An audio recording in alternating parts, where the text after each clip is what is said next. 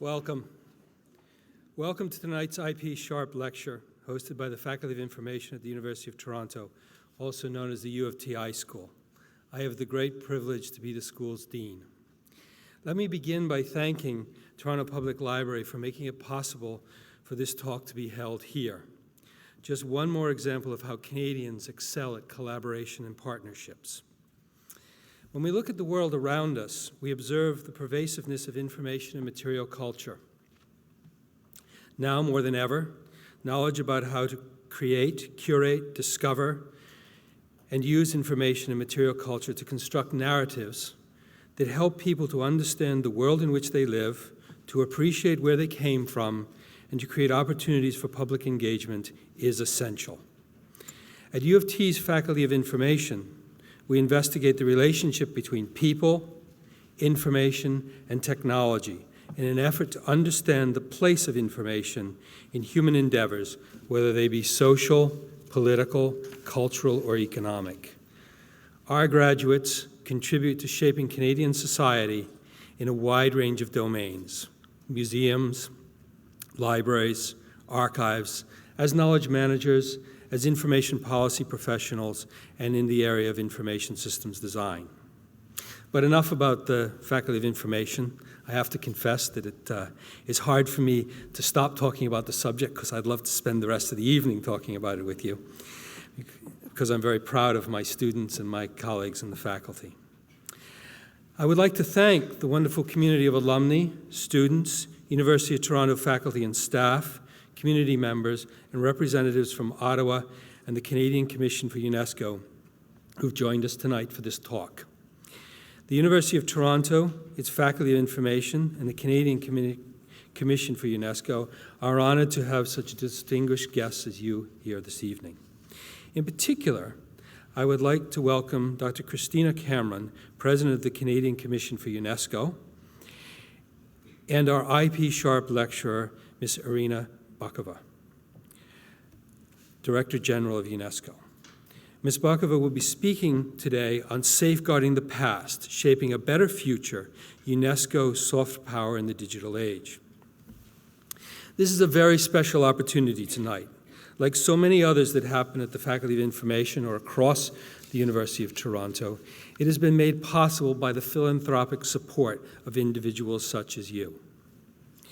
The IP Sharp Lectureship on Information Science was established in 1989 through a generous donation to the Faculty of Information in honor of Mr. Ian P. Sharp, a Canadian pioneer in the information field. It is intended to bring internationally distinguished individuals to the campus, and I take the word campus in a very broad sense to include Toronto, to explore transformative effects of information practice. Some of you will remember last year's lecture delivered by the National Archivist of the United States, Mr. David Ferriero. So, it is my great pleasure to introduce the President of the Canadian Commission for UNESCO, Dr. Christina Cameron. The Canadian Commission for UNESCO aims to engage Canadians in the work of UNESCO in an effort to, quote, promote a society in which Canadians share knowledge and learn from each other locally and globally in order to build peaceful, equitable, and sustainable futures. Dr. Cameron, a professor in the School of Architecture and a Canadian Research Chair on Built Heritage at the University of Montreal, his research focuses on UNESCO's World Heritage Convention, as well as on conservation approaches in Canada from 1950 to 2000. Before taking up her professorship, Professor Cameron contributed to public service for 35 years with Parks Canada, holding many senior positions, including, for I think 20 years, the post of Director-General of National Historic Sites. Dr. Cameron has written extensively on Canadian architecture, heritage management, and World Heritage issues, and she recently, just last year I think it is, published a book that she co-authored called Many Voices, One Vision, The Early Years of the World Heritage Convention. Can I ask Dr. Christina Cameron, President of the Canadian Commission of UNESCO, to please come and introduce our guest speaker. Thank you very much.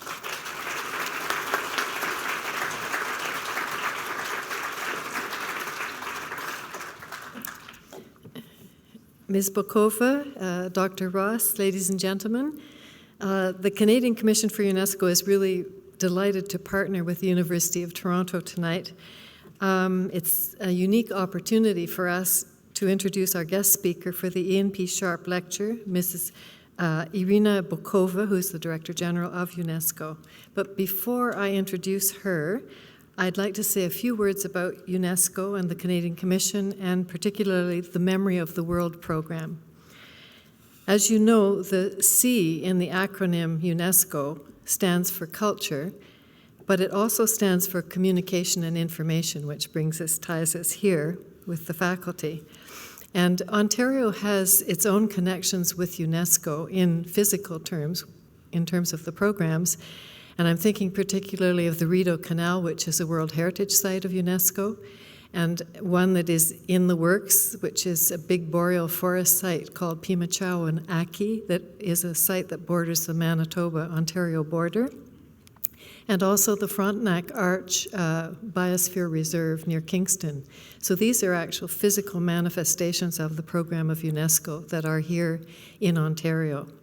The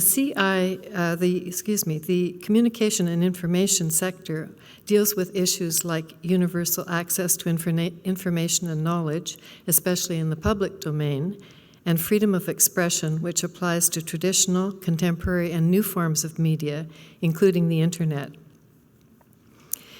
I mentioned the Memory of the World program. It's really an important program of UNESCO because it encourages the preservation and promotion of the documented collective memory of the peoples of the world and their cultural heritage. The Memory of the World Register is the most publicly visible aspect of the program, and Canada has actually a strong connection to the Memory of the World program, as it was instrumental in its creation through the leadership of the late Jean-Pierre Boileau, who was the National Archivist of Canada at that time. In Canada, the Memory of the World program is implemented by the Canadian Commission for UNESCO, and Canada has 4 inscriptions in this international register, and they are the Hudson's Bay Company Archival Records, the Quebec Seminary Collection, which runs from 1623 to 1800. Some of you have probably seen Norman McLaren's animated film called Neighbours. And our newest inscription here in Toronto, The Discovery of Insulin and Its Worldwide Impact. And this collection is located in the Thomas Fisher Rare Book Library at the University of Toronto. The Canadian Commission for UNESCO seeks your support and invites librarians and archivists who are here tonight, I think in good numbers, to consider nominating key examples of our documentary heritage to this international register. Globally significant historical events and accomplishments by great Canadians deserve to be recognized and celebrated in the international register so everyone can enjoy them, know about them, and enjoy them. And now I have the privilege to introduce to you our distinguished speaker. Irina Bokova, whom I've known since 2008, when we first met, has been the Director-General of UNESCO since November 2009. She was re-elected for a second term in 2013, and she's the first woman to head this agency, which is going to celebrate its 70th anniversary this year, or next year. Born in Bulgaria, Ms. Bokova graduated from the Moscow State Institute of International Relations and studied at the University of Maryland in Washington and the John F. Kennedy School of Government at Harvard University. She joined the United Nations Department at the Ministry of Foreign Affairs of Bulgaria in 1977. Responsible for political and legal affairs at the Permanent Mission of Bulgaria to the United Nations in New York, she was also a member of the Bulgarian delegation at the United Nations Conferences on the Equality of Women in Copenhagen in 1980, Nairobi in 1985, and Beijing in 1995. As a member of Parliament from 1990 to 91 and again in 2001 to 2005, she participated in the drafting of Bulgaria's new constitution, which contributed significantly to the country's accession to the European Union. Irina Bokova has served as Minister for Foreign Affairs, Coordinator of Bulgaria-European Union Relations, and Ambassador of Bulgaria to France, Monaco, and UNESCO, as well as the personal representative of the President of the Republic of Bulgaria to the Organisation Internationale de la Francophonie. As Director-General of UNESCO, she's actively engaged in international efforts to advance quality education for all, gender equality, cultural dialogue, and scientific cooperation for sustainable development. We're very fortunate to have her with us tonight. She has an absolutely wonderful career behind her and many years ahead. And I would like you to join me in welcoming her as our speaker this year for the Ian P. Sharp Lecture. Madam Bokova.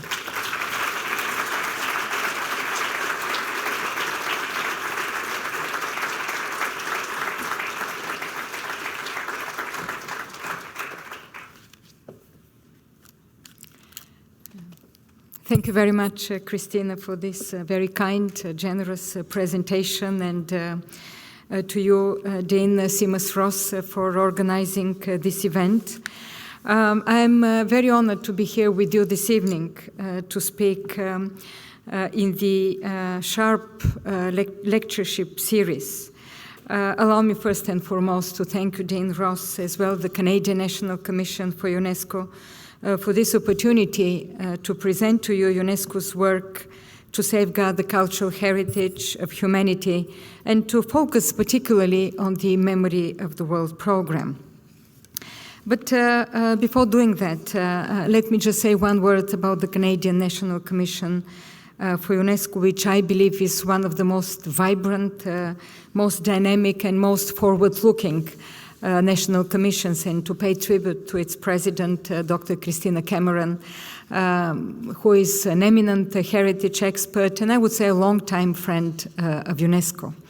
Over the years, UNESCO and me personally have been having the good fortune of working closely and benefiting also from Dr. Cameron's experience, particularly when it comes to the Convention on World Heritage, which I believe we both agree that now that we are approaching the celebration of the 70th anniversary of UNESCO, and we look back to see what were these landmark events in the history and contribution of UNESCO to peace, to sustainable development, and I would say to creating a different value system that binds humanity around certain values. I believe that the idea about the outstanding universal value of sites, cultural and natural sites, which was quite revolutionary for the time, made its way through and nowadays presents, I would say, one of the huge achievements of UNESCO, and I would say of the United Nations, because after all, the UNESCO, our organization, which is the lead agency for education, science, culture, and communication, reflects this quest for peace, for tolerance, for intercultural dialogue, for, I would say, sharing something in common and presenting ourselves as one humanity. And I believe that your book, Many Voices, But One Vision, I think it's a very good title also, The Early History of the World Heritage Convention, continues its logic also in its thinking. And of course, I would like to pay tribute to the University of Toronto and to its Faculty of Information, which was created already in 1928, but today is one of the world's leading institutions for information and knowledge management for library sciences, and it's very, I would say, fitting that we are here in this beautiful and wonderful place of knowledge, of reading, the library, but also of archive and of museum studies. And this morning, I was very privileged also to participate in a very enriching debate about role of museums, of archives, of libraries also in society, what role also for the cohesion of societies, for creating this public good that we think access to culture and to knowledge represents today. And I know also that we have with this university a long-standing cooperation and partnership, and the university in fact is supporting us to advance our priorities. In fact, 2 years ago, the University of Toronto was the lead organizer of the International Conference on the Memory of the World program, which was held in the University of British Columbia on the occasion of the program's 20th anniversary. And all of this, allow me also to say, reflects the leadership of Canada in bolstering UNESCO's action, for which I am deeply grateful. We see this in the commitment to safeguarding Canada's unique cultural and natural heritage, from the Anse or Meadows National Historic Site to the historic district of Old Quebec, inscribed on the UNESCO World Heritage List, and also the 15 other sites. And speaking about Quebec, of course, I still remember the World Heritage Committee meeting in Quebec, where we celebrated also the 400th anniversary.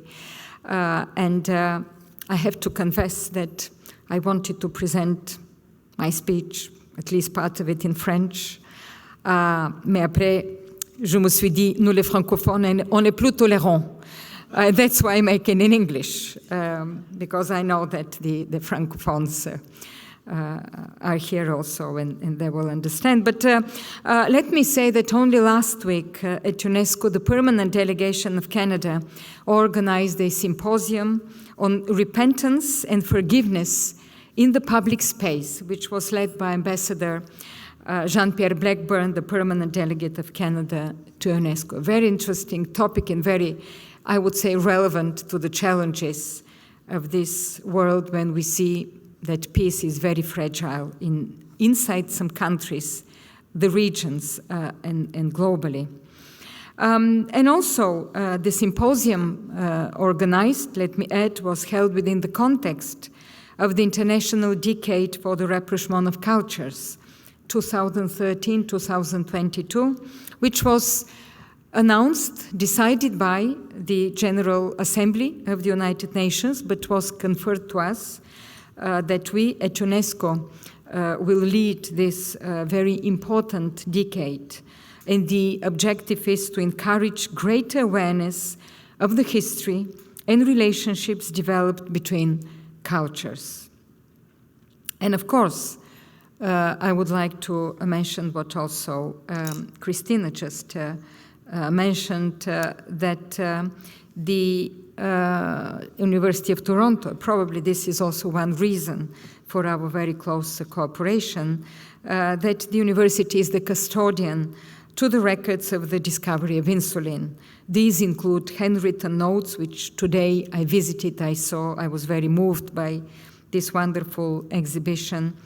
The personal notes of Frederick Bunting, Charles Best, James Collip, and John MacLeod, as well as patient letters, charts, photographs, notebooks, and particularly moving were the letters of children and all these photos of children that were saved, and one of the patients of Dr. Bunting. And to see also the medal and the recognition, the certificate of award of the Nobel Prize for Medicine from 1923, which was in recognition of one of the most significant medical discoveries of the 20th century, was really a personal experience for me, very moving. And also, I believe, testifies to the importance of the Memory of the World program. Because, as you know probably better than me, the discovery of insulin and its worldwide impact that was inscribed in the UNESCO Memory of the World Register, World Register only last year, shows once again the, I would say, pertinence of a program which is the third leg of our heritage ambition to protect and preserve the heritage of humanity, where we see the cultural, the natural, the intangible, and of course, the documentary. And this particular program expresses the spirit of UNESCO's work to safeguard documentary heritage for the benefit of all. And we know, as Christine also mentioned, that we have other already documentary archives that are on its program, like the Hudson's Bay Company archival records or the Oscar-winning film Neighbors or the Quebec Seminary Collection. I would like to give also other examples which have, I would say, a historic importance, both for the countries but also for the world. And I would take an example of the fall of the Berlin Wall, because just a few days ago, Germany, but not only Germany, Europe, and I would say not only Europe, but the whole of the humanity, celebrated the 25th anniversary of the fall of the Berlin Wall. And I believe this was and still is a moment of great significance. Coming from Eastern Europe, I wanted to showcase the importance of this historic event, and how also UNESCO and the Memory of the World program is related to history, recent history, but history that is, I would say, from a historic point of view, forward-looking. And just in Berlin 2 years ago, I was very honored to participate in a ceremony with the then Minister of Foreign Affairs of Germany, Guido Westerwelle, as well as Lothar de Maizière, the former Prime Minister of the German Democratic Republic from 1989, as well as Hans-Dietrich Genscher, the former Foreign Minister of the Federal Republic of Germany, and Markus Merkel, the former Foreign Minister of the German Democratic Republic. We all celebrated the inscription of the documents relating to the construction and fall of the Berlin Wall and the 2+4 Treaty of 1990 into the UNESCO Memory of the World Register, because this was precisely the 2+4 treaties, the four former occupying powers and the two states from the divided Germany, when they signed this treaty, it made possible the fall of the Berlin Wall, and in fact brought about the reunification of Europe, but also the reunification of Germany and the reunification of Europe. And I would say that it happens only once in a lifetime, if we are lucky, or it doesn't happen at all, that we witness such a turning point in history. And as you probably also do, I vividly remember this 9th of November, 1989. And I remember the wall dividing Berlin, which was the city of the world, but it was dividing a whole continent. And it was, I would say, a standing symbol of war, of the Cold War, but also, I would say, largely of a war. And the fall of this wall closed the period of global hostility and global fear. It symbolized a turning point for freedom, for democracy, which brought the winds of change, as we say in Eastern Europe, and across the world. And this is why I believe the inscription of the construction and fall of the Berlin Wall and the 2+4 Treaty of 1990 on the UNESCO Memory of the World Register is so important to highlight the will and the skill also that led to change, to strengthen the values of freedom and the rights they drove transformation forward. We think that this inscription is an expression of our collective memory, a collective memory that is rooted in records left by past generations. Past generations, inscriptions that have a meaning for the future. And all these mark milestones in human history. That is why the Memory of the World program is so important for us. All these milestones in human history tell us who we are and where we have come from, but they tell us also where we go. They show how small and great gestures can change the course of history, not only for individuals, but for whole societies. The meaning of the UNESCO Memory of the World Register is very deep.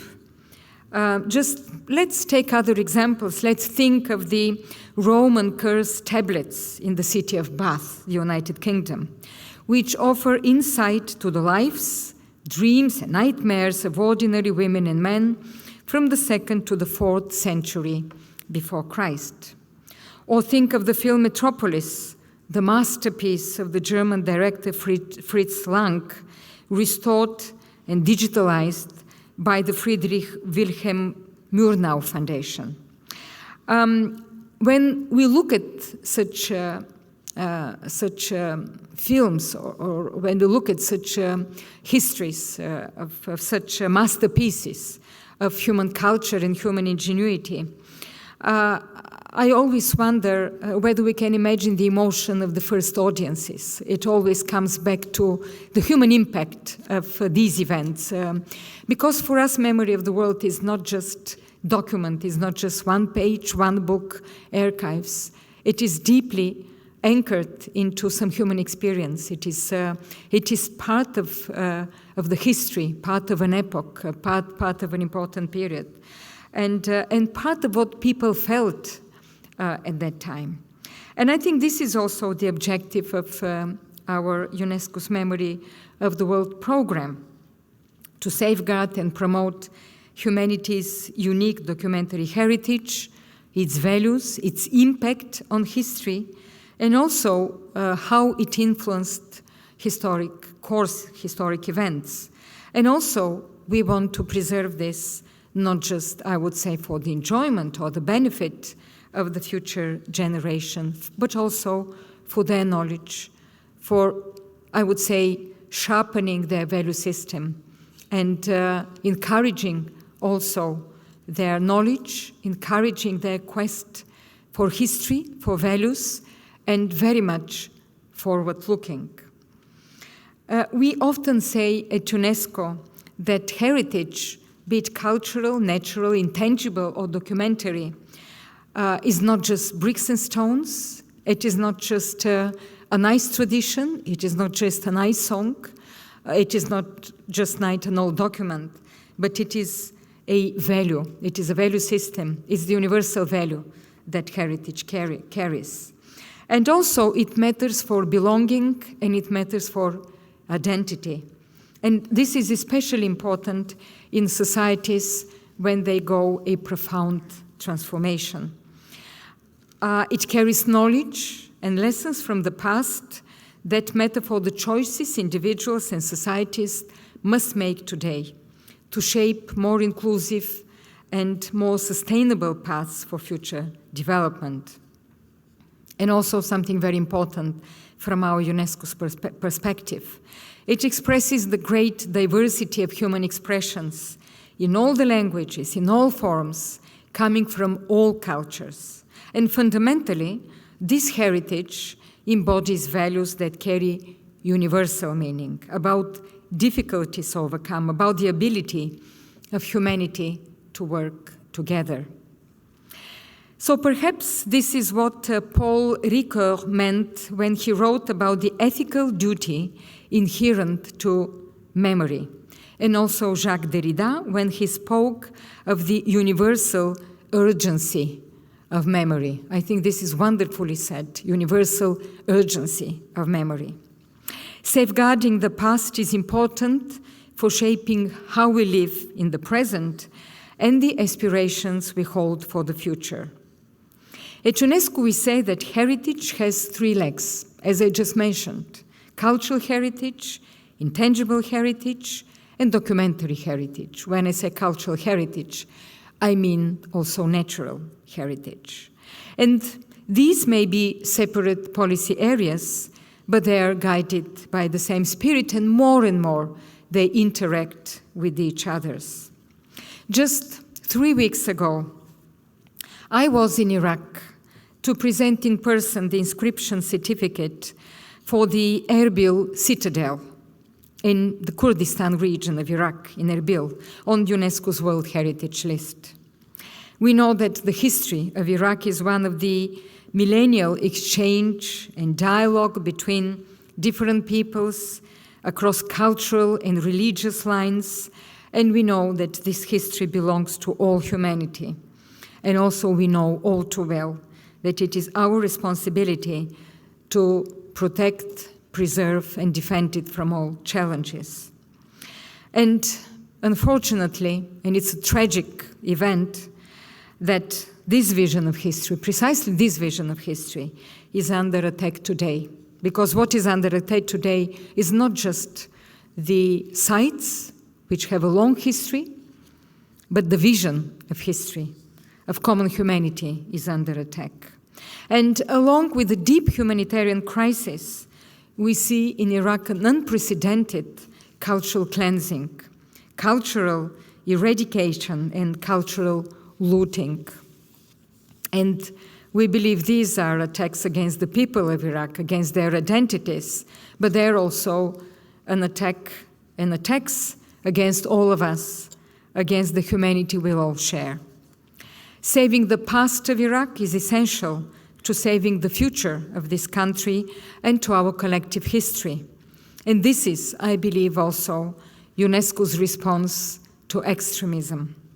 In this respect, I would like to use this opportunity also to mention a very, I would say, unfortunate event here on the 22nd of October that they shocked Canada, and I would say the world.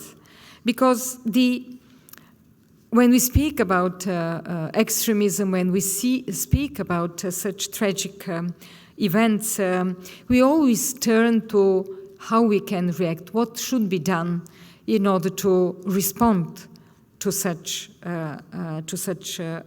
extremism and to such threats. We at UNESCO are deep believers in the soft power that is so much in need today.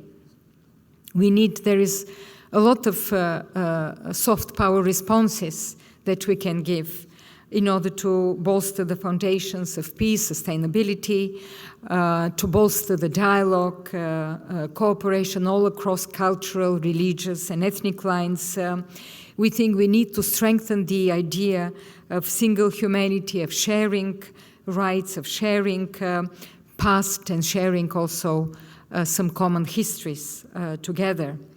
And in this, let me once again pay tribute to Canada, and especially to the Canadian civil society for its support to the process of adoption and implementation of another important convention of UNESCO, the Convention for the Protection and Promotion of the Diversity of Cultural Expressions, adopted in 2005, whose 10th anniversary we will celebrate next year. And I know that the Canadian National Commission for UNESCO is very much mobilized with important initiatives in this respect. I also see the same commitment in Canada's support to UNESCO's museums program. We discussed this morning the challenges museums are facing today, including the process of preparation of a draft recommendation concerning the protection and promotion of museums and collections. And coming back to the Memory of the World program, I believe these same goals are guiding us when we are reinforcing, where we're promoting the humanities recording memory. So much of this heritage is lost, we believe, in the vagaries of time, through destruction, neglect, misfortune.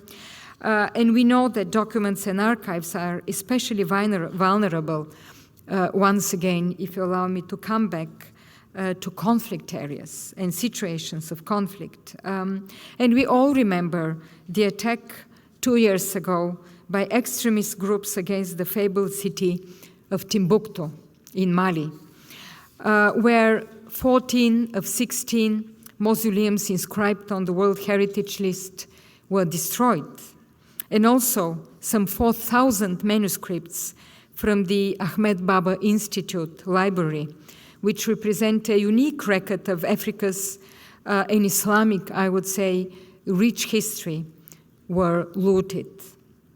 Fortunately, some 300,000 other manuscripts were exfiltrated to Bamako, and today we are supporting the government of Mali to rebuild the mausoleums. We have already rebuilt 3 of the mausoleums, and also to safeguard the manuscripts. Because this matters for the identity of the people of Mali, but it matters for all of us as embodiments of a history of scholarship, of dialogue, and of tolerance. And let me just say that our position, UNESCO's position, is quite clear. The world's documentary heritage belongs to all. It should be preserved for all, protected for all, and also accessible to all. The Memory of the World Register includes nowadays 301 items that stretch from 1,700 years before Christ to the present, from tablets to films and archives. And each expresses the importance of heritage to human identity, for collective knowledge, for cultural diversity. Each captures the spirit of a particular time, for a particular community, at a particular place. And yet, every item is woven into the universal story of humanity. This is why we must work together, because safeguarding the past means strengthening resilience today. Supporting this process has been the task of the Memory of the World program for more than 20 years, 22 years already, according to the criteria of world significance, including also authenticity, uniqueness, rarity, and integrity. This is, we believe, essential for the cohesion and identity of societies. It is fundamental for breaking down barriers of ignorance, for fostering dialogue and understanding, for strengthening the foundations of peace. We, ladies and gentlemen, at UNESCO, approaching our 70th anniversary, go very often back to our Constitution.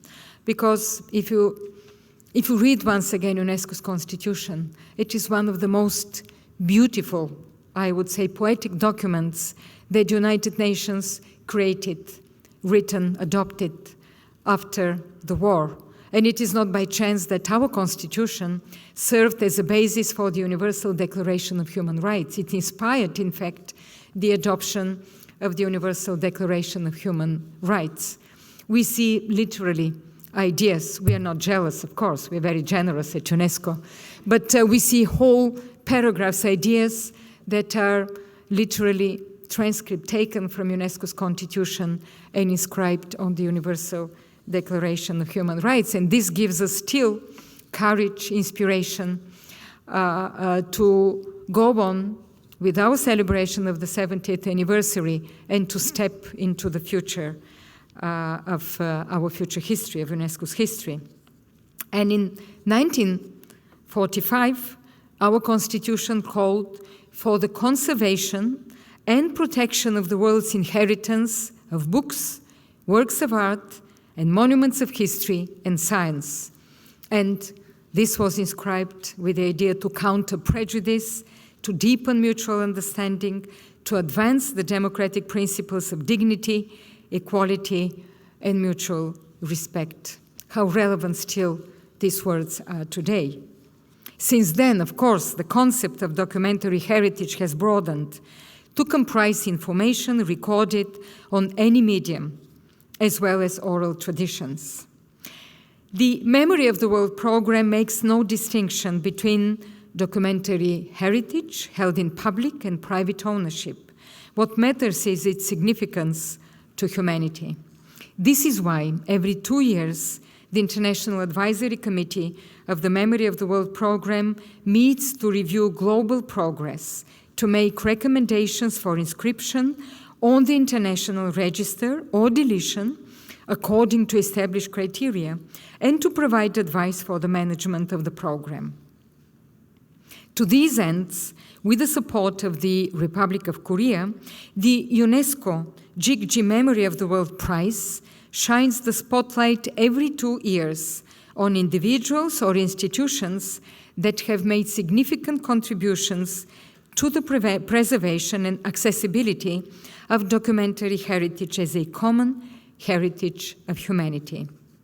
All this, we believe, is important to building inclusive knowledge societies where every woman and man has the ability to access, create, and share knowledge and information. This work takes on new salience today at a time of revolutionary technological change.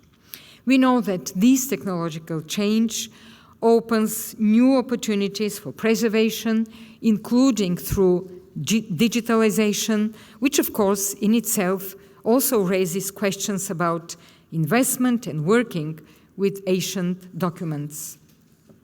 Change is also giving rise to new challenges, notably the challenge of establishing processes for preserving complex digital heritage objects, such as multimedia works, interactive hypermedia, and dynamic data objects from complex systems, mobile content, and future emerging formats.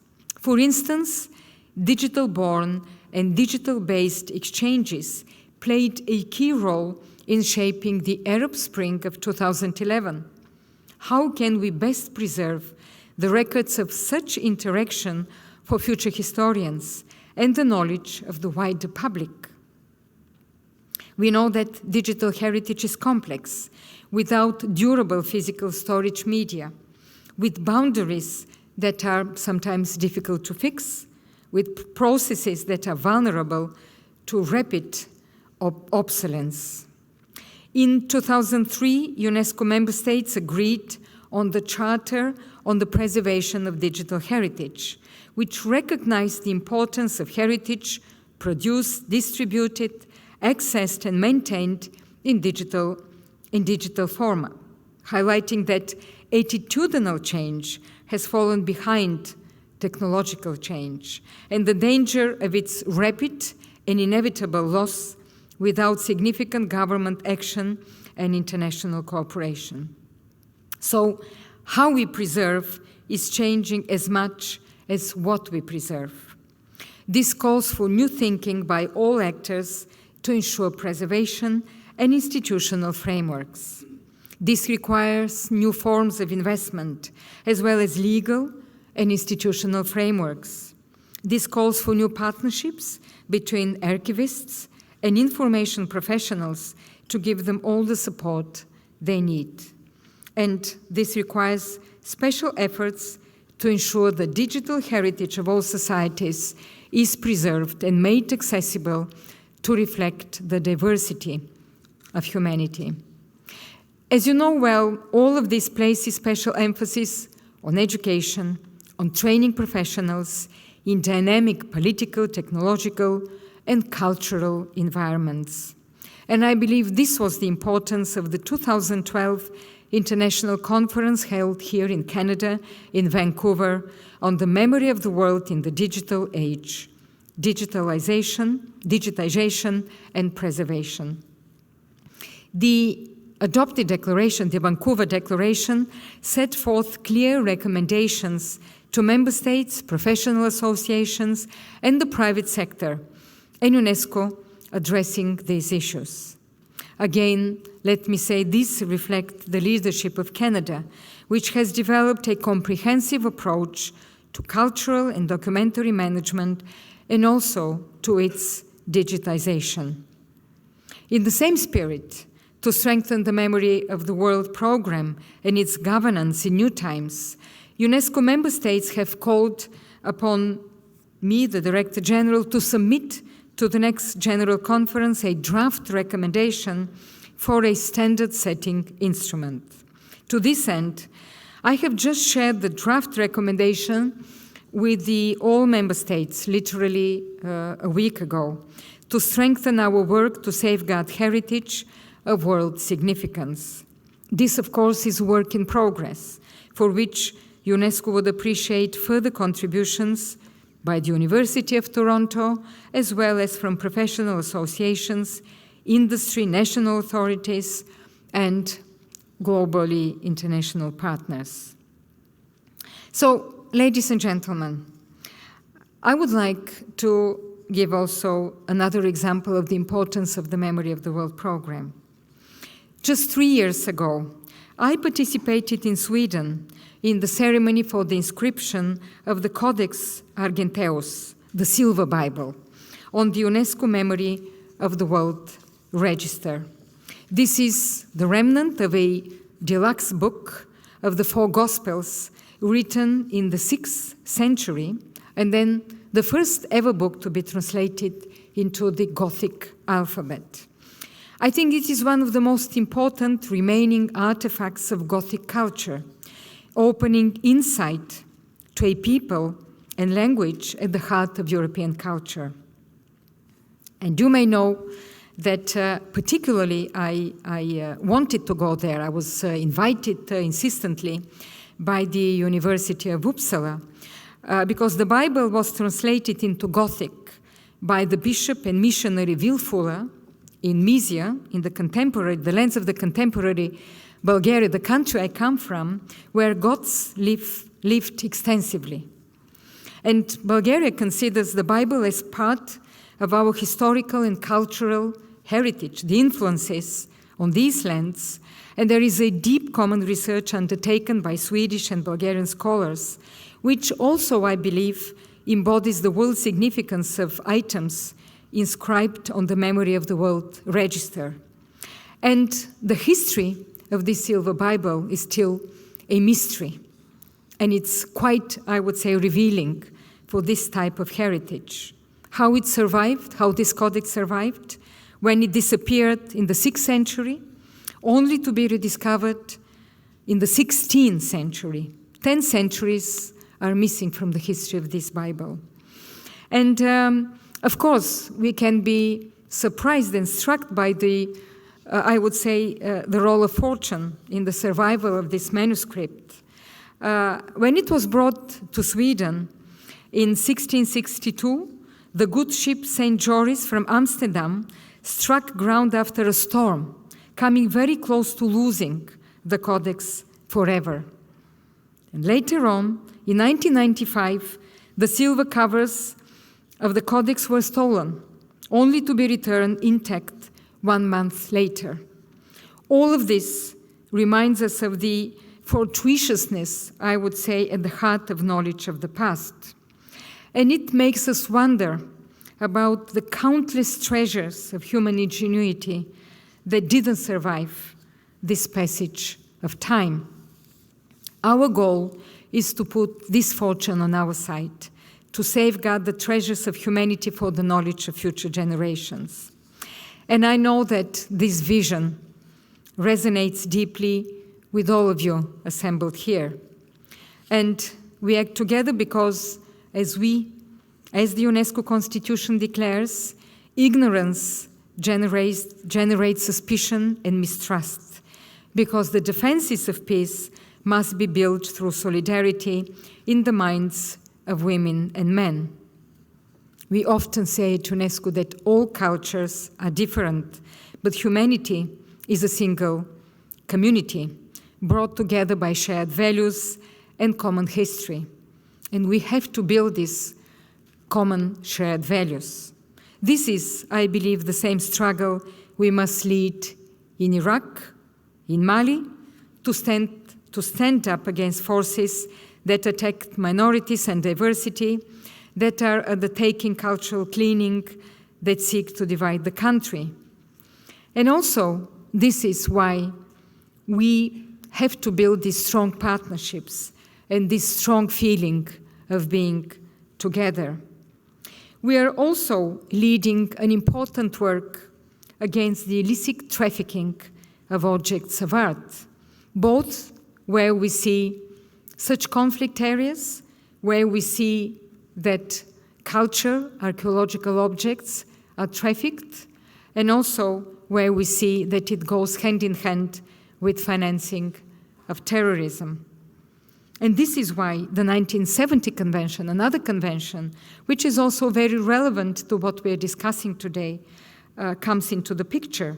The 1970 Convention, which prohibits illicit trafficking of objects of art, and also has a very relevant, I would say, meaning for our work in museums. We are doing so because I believe what the Lester Person, a diplomat, a politician, a Nobel Prize winner, and also a student of the University of Toronto, reminded us once when he said, "A great gulf has been opened between man's material advance and his social and moral progress, a gulf in which he may one day be lost if it is not closed or narrowed." And I believe our task today is to narrow this gulf by countering the forces of fragmentation, by strengthening the ties that join humanity together through mutual respect and understanding. And this also expresses the essential humanism at the heart of UNESCO's action. And I wish to close now with the words of the humanist Baldassare Bonifacio from his Des Archives, written in 1633. "There is nothing more useful for instructing and teaching men, nothing more necessary for clearing up and illustrating obscure matters, nothing more necessary for conserving patrimonies and thrones than a well-constituted store of volumes and documents and records, as much better than navy yards, than munitions factories, as it is fine to win by reason rather than by violence, by right than by wrong." I think very beautiful words. This stands for archives and documentary heritage today. It stands for all examples of cultural heritage carrying outstanding universal value. In this spirit, I would like to thank you once again for giving me this opportunity to share these thoughts and this, I would say, history, short history of UNESCO, but most of all, to thank you for the commitment and for the vision that we share together to safeguard the past in order to shape a better future for all. Thank you.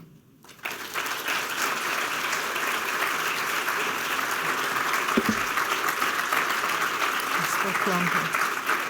Yeah. I think I spoke longer than envisaged. I apologize, but I was driven away a little bit from time to time. So, Dr. Actually, it was awesome. Dr. Ross, you will excuse me. You will excuse me. You could have talked for another half hour, 2 hours. I would have been delighted. We're going to have, and don't do what I'm doing now, please. We have someone with a microphone, and if you'd like to ask questions, you'd be welcome to. Thank you very, very much. Thank you. Would anyone like to?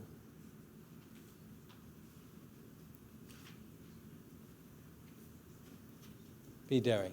Thank you. Just 1 second.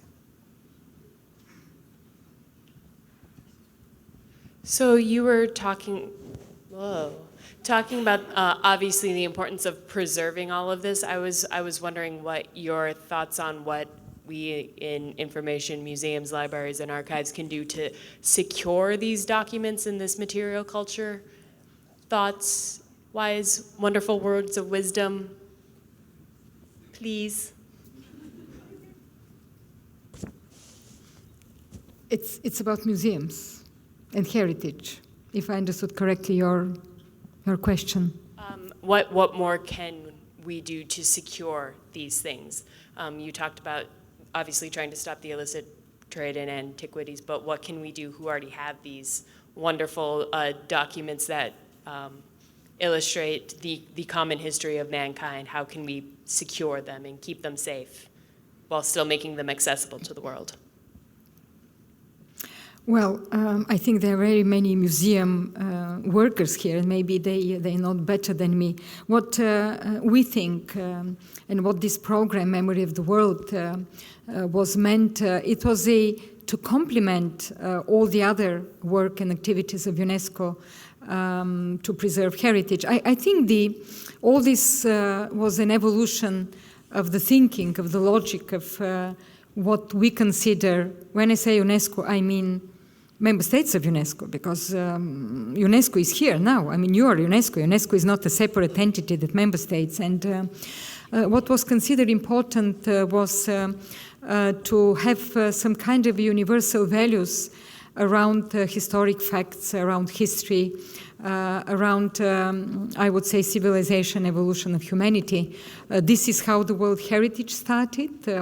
And you might remember the big effort, the international campaign to save Abu Simbel in Egypt, when UNESCO launched this big campaign to move the statues and to protect and preserve. And then this kind of thinking found its right place in the Convention on the Protection of Cultural and Natural Heritage, which for the first time launched and adopted the notion about outstanding universal value. Now we are kind of very familiar with this. We think it has always been like that. I think it's such a huge success that we even don't think how revolutionary, how important this was for everybody. Then it moved, and it was considered that part of the human history are also documents, documentary heritage, because they reflect the evolution of thinking. There are so many documents and histories that have advanced, have made change, transformation in societies, in communities. And this is how Memory of the World program came into existence.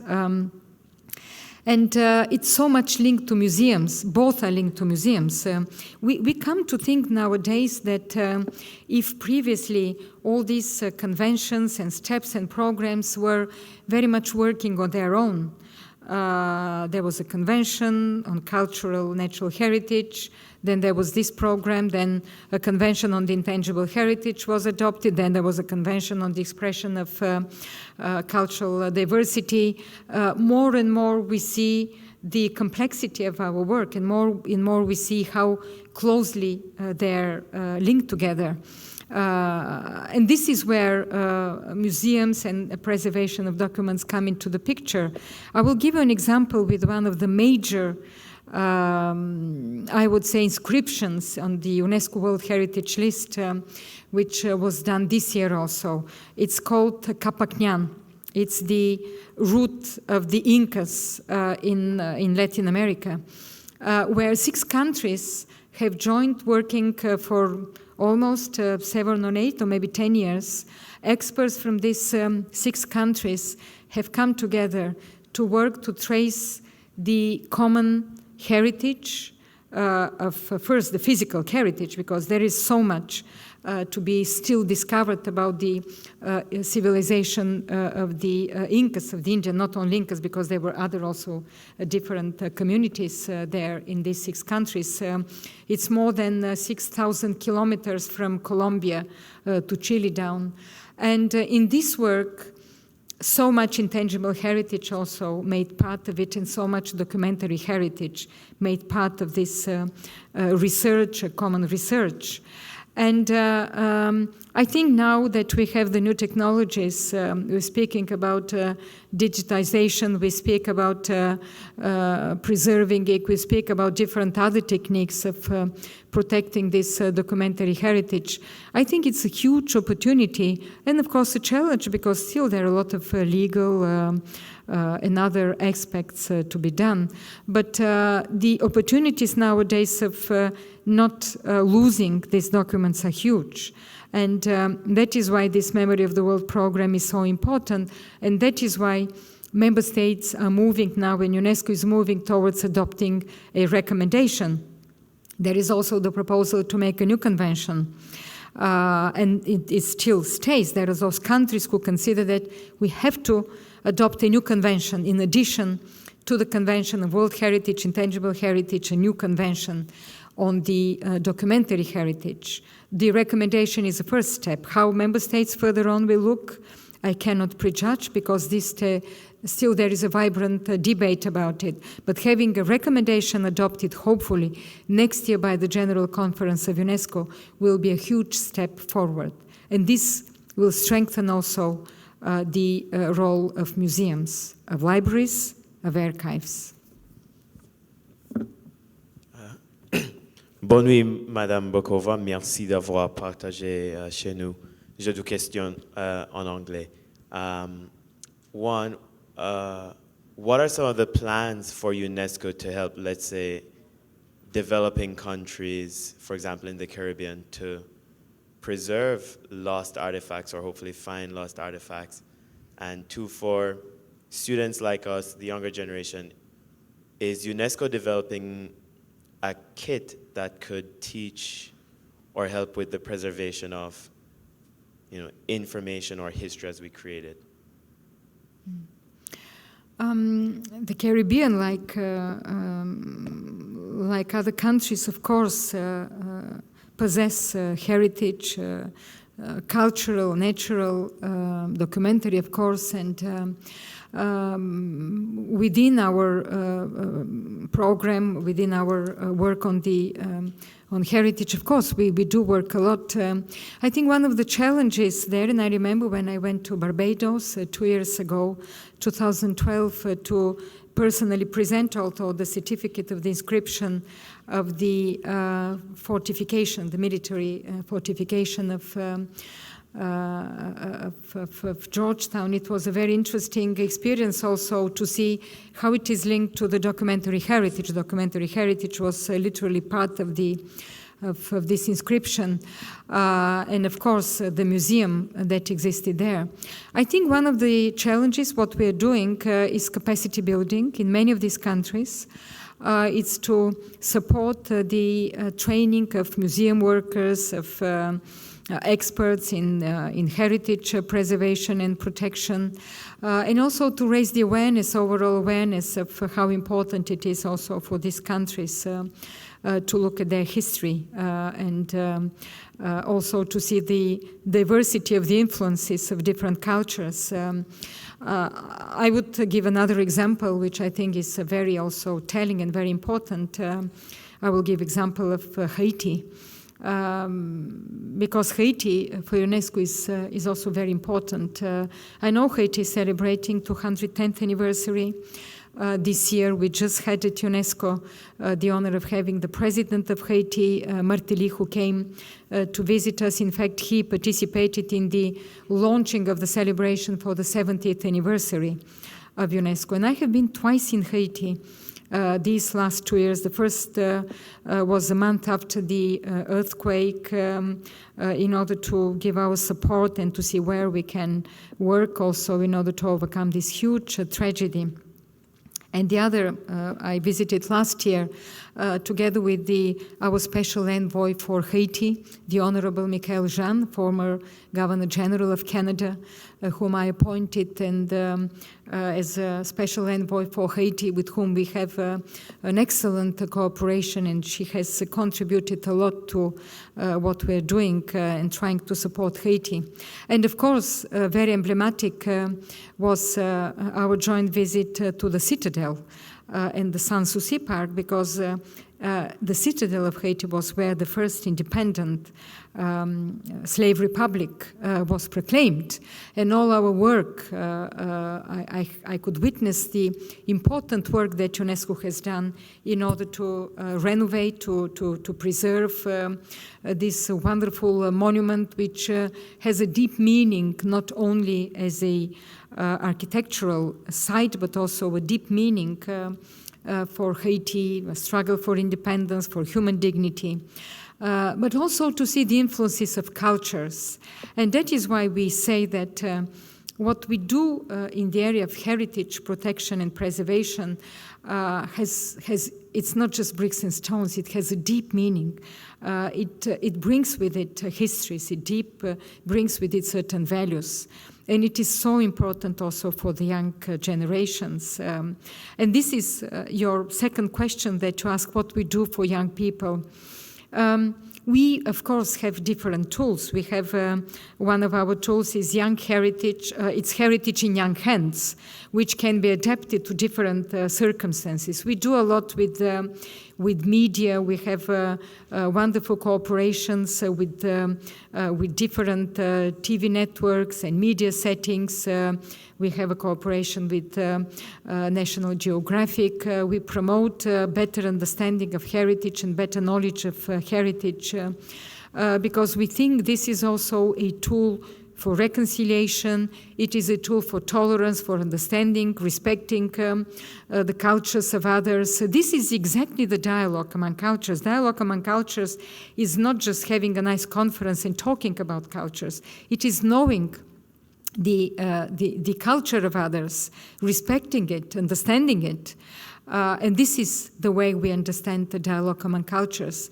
We promote also strongly inscribing this knowledge about common heritage in textbooks, in school systems, in curricula, because this is the way also we think people should be educated today. Sometimes we speak about cultural illiteracy, which is dangerous in many parts of the world. And bringing it to the benches of school, we think this is how we can bring up a generation of people who are knowledgeable, tolerant, knowing their own culture first and foremost, because I do believe if you know you respect your own culture and heritage, you will be more tolerant towards the others. So it's a lot of work to be done, but we believe that if you can inscribe it also in education systems, in school systems, if you can create a new type of, I would say, mentality around it, we may have a more peaceful and tolerant world. Do you mind if we take one more question? I'm ready. I don't know whether Okay. it's too much for you. We'll take one more then. Ok, so la question sera en français. Je voudrais savoir que faites-vous pour préserver la culture en Afrique, surtout que depuis l'époque coloniale, je trouve qu'on n'apprend pas beaucoup de notre propre culture, mais on apprend plus de la culture des pays qui nous ont colonisés. Donc c'est ça ma question. Je peux répondre en français ou I can respond in French? Yeah, oui, ok. Vous avez posé une question très importante pour nous parce que, comme vous avez dit, l'Afrique a une culture profonde qui n'est pas tellement connue. Et je dirais qu'on travaille, l'UNESCO travaille depuis des années sur les projets qui sont, je dirais, des projets phares. Pas seulement la protection du patrimoine culturel ou naturel, qui d'ailleurs est très importante, et je vais dire quelques mots aussi. Mais l'UNESCO était la première organisation, je dirais que c'était l'initiative de l'UNESCO de commencer à travailler sur l'histoire générale de l'Afrique. Parce que l'histoire générale de l'Afrique n'existait pas avant que l'UNESCO avait commencé de travailler sur ce projet phare, avec un conseil scientifique, je dirais, très réputé, des historiens de différents pays, y compris d'ici, du Canada. Et nous avons déjà publié plusieurs volumes, je crois 6 volumes de cette histoire générale de l'Afrique, mais le plus important, c'est qu'aujourd'hui, nous travaillons sur l'adaptation de cette histoire générale de l'Afrique dans des manuels scolaires. Parce que nous considérons, et c'est lié avec la question précédente, nous considérons que l'histoire ne doit être seulement un domaine de recherche des spécialistes, mais cette histoire générale de l'Afrique doit entrer dans les écoles. Et je crois que c'est très important pour la jeunesse africaine. Mais de l'autre côté, parce que vous avez mentionné le patrimoine, nous avons renforcé, je dirais, notre plaidoyer et notre travail concret pour pas seulement créer la capacité des experts africaine. Mais nous avons été très actifs aussi dans le domaine de l'inscription du patrimoine africain, culturel ou naturel, sur la liste du patrimoine mondial. Nous avons, si je ne me trompe pas, plus de 100 sites, déjà 107 sites inscrits sur la liste africaine, inscrits sur la liste du patrimoine mondial. Et aussi, nous avons créé sous l'égide de l'UNESCO un centre, comme nous disons, centre catégorie 2, c'est un centre de patrimoine africain qui est situé à Johannesburg, en Afrique du Sud, pour former des spécialistes. Et aussi, littéralement cette année, nous avons organisé 2 réunions très importantes. La première était à Addis Abeba avec l'Union africaine, sous l'égide du directeur-général de l'UNESCO, de moi-même et Mme Zuma, la présidente de la Commission africaine, pour plaidoyer pour le financement de tels projets. Nous avons de grandes ambitions parce qu'il nous faut des fonds. Et la dernière réunion était à Paris récemment, encore une fois, en présence de Mme Zuma, qui est venue chez nous, de plaidoyer au sein des sponsors potentiels pour financer de tels projets. Je dois dire que nous sommes bien avancés là, mais le potentiel, bien sûr, est beaucoup plus grand et le challenge, le défi est beaucoup plus grand. Parce qu'il nous faut des spécialistes, il nous faut des experts, il nous faut aussi, je dirais, un peu plus de volonté politique auprès des chefs d'État et de gouvernement de reconnaître la valeur du patrimoine pour l'Afrique.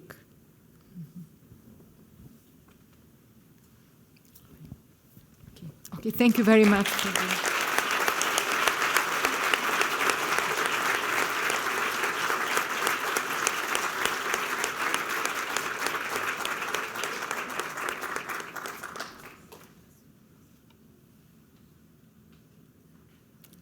Awesome. So it was a fantastic lecture, and it really brought a full day of activities to an inspiring finish.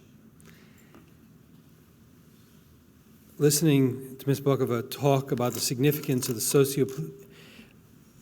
socio-political value of Memory of the World programs illuminates our understanding of the power of the documentary heritage, the key role that UNESCO is playing in raising awareness of it, promoting its preservation, and enabling us to share knowledge and create narratives.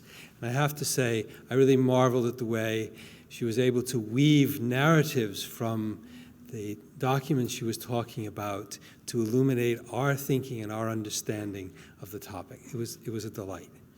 But I hadn't thought that anyone was going to talk much about the Banting and Best collection that we went to see today, that Anne Donderton and her colleague Jennifer Toves showed us.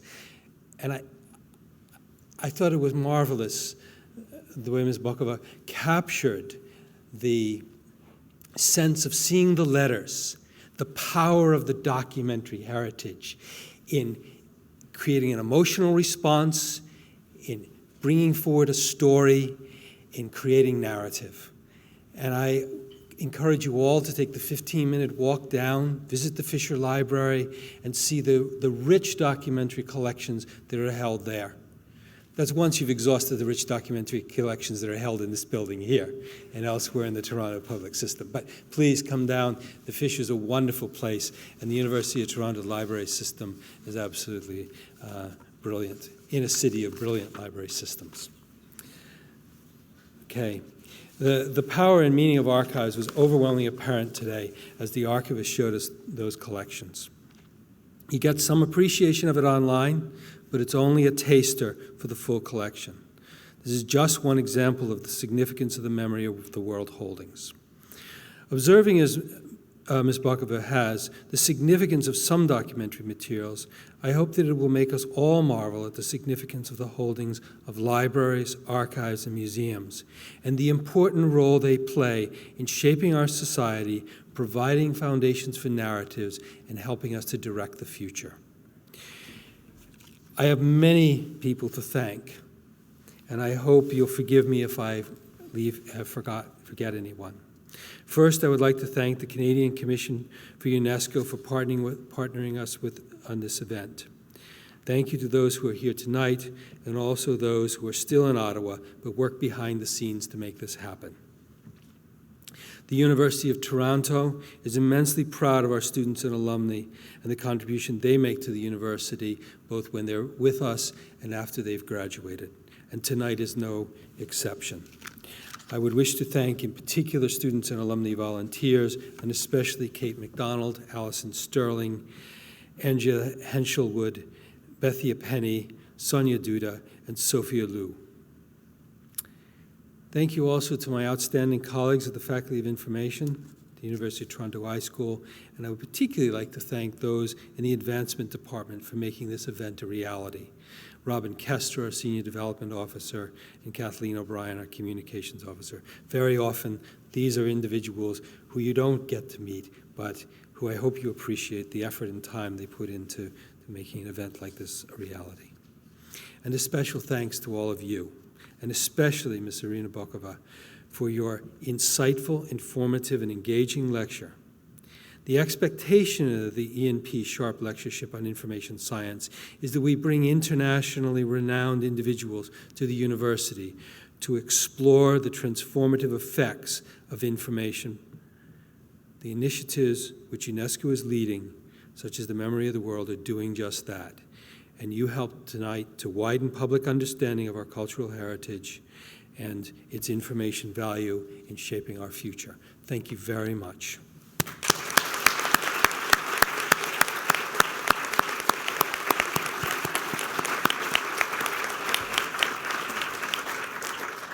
Now, I hope you'll all join us at the reception in the back. Thank you.